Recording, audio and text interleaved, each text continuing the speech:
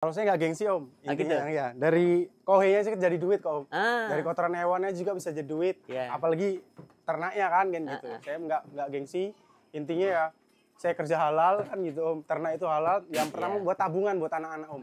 Kebetulan anak buat sekolah nggak punya uang kita bisa jual kan gitu kan. Nah itu prinsipnya kayak gitu awal-awal sepele berpikirnya.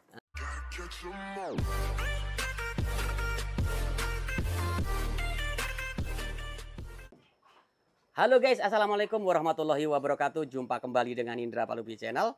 Kali ini saya berkunjung di sebuah peternakan guys. Ini milik seorang peternak guys, masih muda dan kesibukannya cukup padat. Jadi buat kalian yang saat ini ingin beternak tapi penuh dengan kesibukan usaha yang lain, nih tonton video ini sampai selesai agar kalian bisa dapat edukasinya. Assalamualaikum warahmatullahi wabarakatuh. Nama saya Tio, saya dari Dusun 3. Pekalongan, Lampung Timur. Lampung Timur ya? Iya. Kalau di wilayah saya bukan basis peternakan sebenarnya om. Kalau di sini basis pembibitan benih dan buah. Yang pertama saya dulu basicnya kerja di finance mas, 6 tahun. 6 tahun? Iya, 6 tahun di finance motor dan mobil. Nah di situ kurang berhasil, banyak masalah yang ditimbulkan yang jelaskan. Terus turning pointnya saya dulu kan sempat ada kandang sapi mas di sini. Di sini? Iya. Oh ini bangunan kandang sapi? Bangunan kandang sapi. Sempat mangkrak sekitar 10-15 tahun. Dulu kan usahanya keluarga juga. Intinya kan gitu. Nah, nggak berhasil. Nah, kebetulan bapak pulang haji awalnya dulu. Awalnya? Bapak pulang haji. Terus saya juga memang kerjaan dari situ sempat nggak ada kesibukan apa kan gitu kan. Terus sama bapak ya sedikit dikasih modal untuk awal-awal ternak kambing mas. Awalnya rambon 5 biji cuma. 5 ekor? Iya 5 ekor. 5 ekor rambon. Terus dari situ kandang juga belum kayak gini. Dulu ini juga masih kandang mangkrak. Kandang mangkrak karena sapinya juga udah mangkrak, hancur kan gitu. Nah awal kecil cuman 5 ekor. Nah dari situ saya kembangin pelan-pelan ya sampai jadi sekarang mas. Sampai kayak gini. Mas dari 5 ekor tersebut mas Tio, untuk mencapai di titik sekarang ini butuh waktu berapa tahun jenengan? Kalau itu saya ya karena saya ini ya mas ya tujuannya breeding kan awalnya. Awalnya breeding kok saya jenuh dengan genetik tertentu. Rambon kan gitu kan. Notabene kalau dijual ya dengan belantik-belantik biasa dan harganya juga ya tahu sendiri om harganya berapa kan gitu kan, harga standar lah menengah ke bawah kan gitu. Nah terus kok saya belajar, saya main-main ke peternak-peternak senior yang di 23 atau yang sudah duluan dibanding saya kan. Nah dari situ kok ada genetik-genetik tertentu kayak kambing Garut. Terus pertama awalnya saya domba mas. Domba? Iya awalnya domba. Gitu. Awalnya domba, ada Samin, ada Garut, Texel kan. Terus kok saya lihat lagi ada peternakan bur di 23, nah saya jatuh cinta lah sama bur kan gitu kan. Tapi dengan harganya kan luar biasa awal-awalnya om. Fantastis. Iya fantastis dan nggak masuk akal kan gitu kan. Ya awalnya sebenarnya bingung kok kambing ini kok bisa mahal kenapa kan gitu om. Saya gali potensinya, terus kelebihannya plus minusnya apa kan gitu kan. Oh nggak taunya ini kambing ras jenis tertentu untuk pedaging. Kalau di Lampung ya bisa dibilang ya masih oke sih mas untuk ternak kan. Karena sumber daya alamnya kita memadai, pakannya juga oke di sini kan. Cuman mungkin yang minus sedikit marketing ya. Marketing penjualan intinya itu. Kalau konsep ternak kami breeding ya khususnya kami ini breeding konsepnya. Kita ngejar genetik tertentu, kita ya marketingnya online.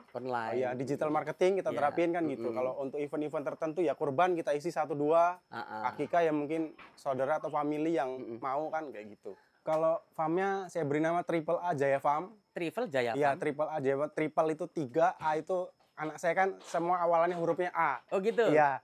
Jadi saya bikin Triple A Jaya Farm. Jadi semoga doa-doa anak dari 3A yang itu bisa berkembang. Mas mintanya kayak gitu. Usaha ternak itu tenang. Gitu ya? Ngopi pagi, lihat ternaknya banyak kan gitu kan. Terus sehat-sehat, berkembang, ya itu yang ini awal. Terus ya pemicunya sebenarnya dulu bapak usaha sapi itu kan dari situ. Gitu ya? Nah, dari situ mungkin ilmunya nggak terlalu jauh lah kalau dari sapi ke kambing. Kambing ya? Iya. Kalau saya nggak gengsi om, intinya ya dari kohenya sih jadi duit kok om. Dari kotoran hewannya juga bisa jadi duit. Apalagi ternaknya kan gitu. Saya nggak gengsi, intinya ya saya kerja halal kan gitu Om. Ternak itu halal. Yang pertama buat tabungan buat anak-anak Om. Kebetulan anak buat sekolah nggak punya uang kita bisa jual kan gitu kan.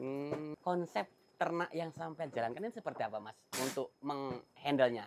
Kalau konsep ternaknya breeding, pure breeding Om di sini. Kalau semua sistem pakan dan pengelolaan manajemen kandang itu saya percayakan sama kebetulan ada kakak di situ. Kan saya sering mobile keluar nggak di rumah. Yang jelas saya siapin pakannya silase daun singkong sudah di fermentasi dengan onggo. Saya sudah ada konsentrat, ada CGF, ada SBM. Kalau pola hijauan Bapak ada bank pakan, sedikit banyak ada bank pakan Om. Oh berarti sudah disiapkan Iya, juga ya? sudah disiapkan bank pakannya. Kalau bank pakannya ada ini singkong Papua. Singkong Papua kita ada odot. Ada pakcong juga ada rumput-rumput liar juga. Tapi ya memang sengaja dibina sama Bapak. Oh gitu. Kalau saya pure nggak pernah ngarit memang Mas, terus terang. Gitu? Enggak, yang ngarit Bapak. Jadi ini sampai lebih ke lebih ke owner lah ya bahasa kerennya ya. Bukan owner, intinya yang sama keluarga, tapi yang ngelola ya keluarga. Kalau pola makan, bisa dikatakan untuk ritme harian pola makan ya. Kita pagi itu hijauan full. Iya. Hijauan full mungkin sekitar jam 7 atau jam 7 atau jam 8 kita kasih hijauan full. Om, hijauan. Nanti hasar setengah jam 1 itu kita kasih minum. Iya. Minum, asar kita kasih onggo Om. Kasih onggo, nanti habis maghrib kita taburin sentrat sama daun singkongnya Om. Iya, oh gitu. Sampai pagi dan begitu terus ini Itu continue Mas ya? Ya, continue. Konsisten di setiap jam-jamnya? Setiap jam-jamnya Om. Kita nggak berubah-ubah. Pokoknya di jam-jam habis asar sampai menjelang maghrib itu silase dan onggo. Oh iya. Mas berarti konsisten itu penting Mas ya? Iya, penting karena kalau pola pakannya dirubah-rubah Om, nanti kambingnya ya makannya juga berubah, nggak bisa gemuk stuck gitu, nggak bisa stabil. Intinya perawatannya harus benar-benar stabil dan jam pola pakan itu teratur. Kalau saya bilang harus teratur. Nah, sekadunganya banyak ya kan. Saya basic peternak saya memang nggak ada. Awalnya cuma mindsetnya orang pelihara kambing dikasih makan gemuk kan gitu ya Om ya. Tapi kita nggak tahu penyakit-penyakit setelah 10 sampai 15 ekor itu penyakitnya malah banyak di situ Om. Malahan ya? Awal-awal cempe mati karena tetanus kejang itu kan Om. Terus mastitis, kayak susu bengkak itu kan Om. Kalau batuk pilek, terus awal-awal saya nggak bisa nyuntik Om. Saya suntik bukannya sembuh malah mati, itu sering awal-awal kan gitu. Tapi yang alhamdulillah untuk sekarang udah berjalan waktu udah 4 tahun ini, saya sedikit banyak belajar. YouTube juga kan gitu kan, saya tahu mana kalau memang sakit apa pengobatannya apa ya, sedikit banyak udah tahu Om. Jadi proses itu nggak instan Om. Nggak instan ya. Kalau Om lihat sekarang mungkin lihat enaknya. Enaknya nih. Iya. Tapi udah kalau kelihatan mulus semua nih. Tapi kalau matinya ya sudah banyak sebenarnya. Kalau juga. kita dihitung dengan 10 ekor sampai 15 ekor ya ada, dari cempe dan sampai babon pun ada. Ada ya. Ada. 10 sampai 15 ekor pun ada. Jadi kalau kita mau sukses itu memang nggak bisa terhindar dari proses. Iya, benar Om. Ya pokoknya proses nggak bisa mengatakan hasil lah Om. Iya, betul sekali. Prinsipnya gini, saya onggo, daun singkong, sentrat itu semua saya pure beli.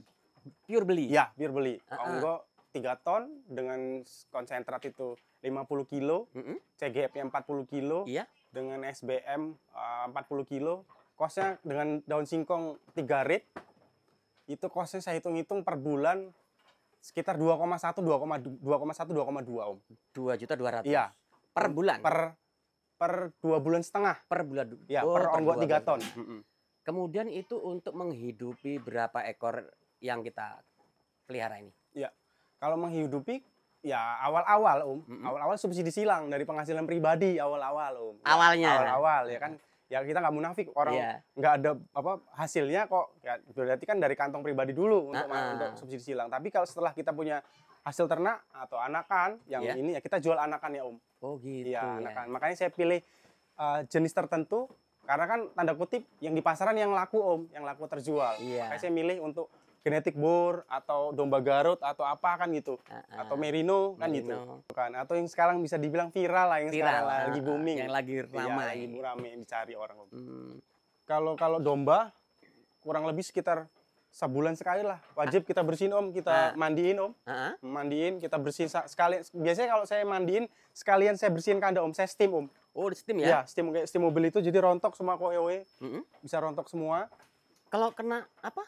Kambing atau pakannya bagaimana Mas Tio? Nggak apa-apa Om, aman. Ini karena udah terbiasa ya Om ya. Jelas kita biasanya siang di atas jam 11 kan pakan sudah habis tuh. Iya. Tinggal sisa-sisaan. Kalaupun kena air pun nggak masalah. Dicampurin Fastax dengan antiseptik.